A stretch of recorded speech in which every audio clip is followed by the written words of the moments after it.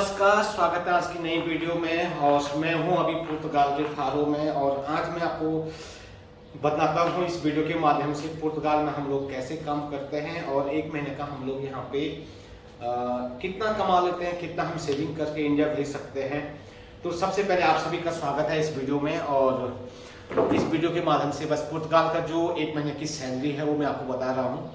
और यहाँ पे हम लोग एक महीने की जो सैलरी से उसमें हमारा क्या क्या खर्चा होता है, हम लोग उसमें कहाँ कहाँ खर्चा करते हैं, हमको क्या क्या पे करना पड़ता है। जैसे एग्जाम्पल लाइट हो गई, हमारा पानी का हो गया, हमारे गैस का हो गया, हमारा फूडिंग का हो गया और हमारे रहने का हो गया। तो उसके बारे में सब कुछ इस वीडियो में बताता हूँ मैं आपको और आप वीडियो में बने रहिए। सबसे पहले मैं बात करता हूँ पुर्तगाल में सैलरी और जॉब का। और पुर्तगाल में जो आज के डेट में जो बेसिक सैलरी है वो 920 यूरो है, जो तकरीबन 1 लाख इंडिया का बन जाता है। तो सुनने को बहुत अच्छा लगता है कि इंडिया का 1 लाख रुपए है, बट सवाल यह है कि हम बचा कितना पाते हैं उसमें। बचता कुछ नहीं है। बचता ये है कि 920 रुपये में अगर मान के चलो कोई ज़्यादा देगा तो 950 दे, 1000 रुपये आपको दे देगा, 1000 यूरो आपको दे देगा, तो उस 1000 यूरो का भी आपको 1 लाख ही होगा। बट उस 1000 यूरो में से हमारा क्या होता है कि हम 250 रुपये रूम रेंट देते हैं। रूम भी नहीं होता है, एक रूम में 2 आदमी होते हैं पुर्तगाल में, और उस 2 रूम में 2 बेड लगे होते हैं। तो एक बेड जो स्पेस है उसका किराया तकरीबन 250 होता है। 250 में उसमें और भी हमारे खर्चे बढ़ते हैं। जैसे हमें गैस भरानी होती है तो गैस उसमें नहीं, अलग सा होता है। तो मानो 20 रुपये हमारा गैस का चला जाता है, 10 रुपये हमारा लाइट पानी का चला जाता है, और मान के चलो 10 रुपये हमारा एक्स्ट्रा खर्चा क्लीनिंग का वगैरह झाड़ू पोछा में चल जाते हैं। तो ऑलमोस्ट हमारा जो है 300 रुपया खर्चा महीना होता है पुर्तगाल में।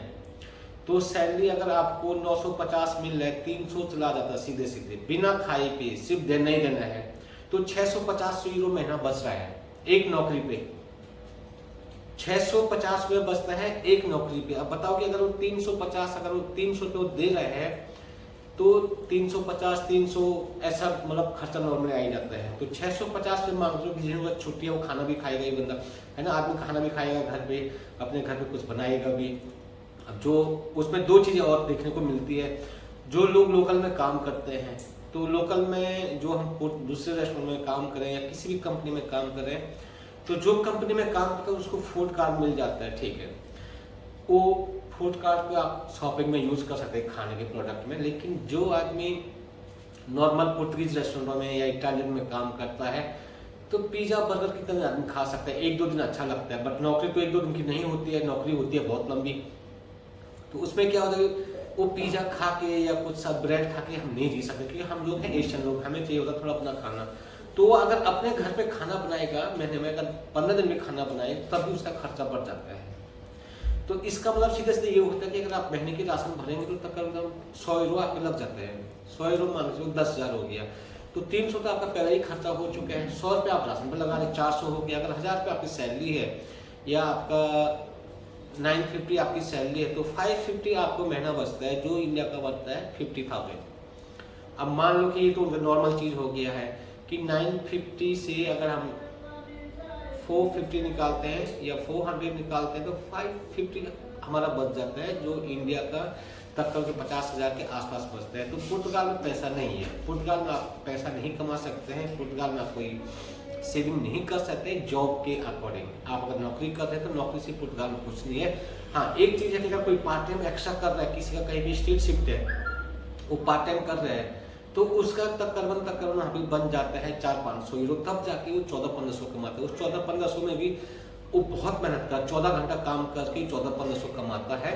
तो उसके बाद उसको क्या है कि अपना रूम रेंट देना है, अपना लाइट का देना है, अपना बिजली का देना है, गैस का देना है, पानी का देना है, अपने पर्सनल खर्चे जो है तेल साबुन पानी कॉलगेट जो होता ही है, फिर अपने फैमिली को भेजते हैं। अगर ओवरऑल देखा जाए तो अगर पूरा बंदा 1 साल में पुर्तगाल में नौकरी करेगा और 1 साल के बाद उसे घर जाना है तो एक टाइम का टिकट करने को 700-800 का पड़ता है। जब वो 500 महीना कमा रहे हैं तो सोचिए कि 1 साल का 6 लाख रुपये बच रहे हैं। जो सिर्फ बचत है उसमें फैमिली का खर्चा नहीं है। और फैमिली का खर्चा अगर निकाल दिया जाए, जिसकी डेट में इंडिया में अगर किसी के बच्चे बाहर पढ़ रहे हैं तो नॉर्मल 40-50 हज़ार तो उसका खर्चा है, तो उसका जीरो है। तो इसलिए पुर्तगाल में पैसा नहीं है, पुर्तगाल में सिर्फ है डॉक्यूमेंट। डॉक्यूमेंट यहाँ पे बन जाते हैं और जब तक आपके डॉक्यूमेंट बनेंगे तब तक आपको सरवाइव करना होता है। पुर्तगाल में उतना पैसा नहीं है, नहीं बच पाते पैसे, सिर्फ सरवाइव कर सकते हैं। ये है पुर्तगाल की लाइफ और पुर्तगाल में हम लोग कितना कमाते हैं। और पुर्तगाल की जो सैलरी पैकेज है शायद यूरोप का सबसे कम सैलरी यहाँ पे मिलता है और जो है 920 अभी जो गवर्नमेंट का रेट है। अगर घंटे के हिसाब से हम लोग काम करते हैं तो वो बनता है 5 यूरोस 20 सेंट 30 सेंट कोई देता है। अगर आप होटल बैकग्राउंड से है तो वो भी सिर्फ काम नहीं आता, क्योंकि यहाँ पे जो लैंग्वेज बैरियर है वो काफ़ी ज़्यादा है। उसके लिए पुर्तगीजी सीखना होता है। अगर आप पुर्तगीजी सीखते सीखते 2-3 साल निकल गए, 2-3 साल ऐसे निकल गए, तो 6 यहाँ पे टोटल जो सफ़र है मिनिमम वो है 10 साल का। तो इसलिए भाई लोग, अगर कोई पुर्तगाल आना चाहता है, पुर्तगाल आ रहा है कि इसको इसके मैं पैसा कमाऊँ, तो उसको पैसा बचता है। हर आदमी महीने का 500 रुपये खर्चा हर आदमी का होता है। सिर्फ नाम है कि बंदे यूरोप में है और पैसा जीरो। इंडिया से नाम है कि पैसा हम लोग यूरोप में है, पैसा कितना है कुछ नहीं बचता है।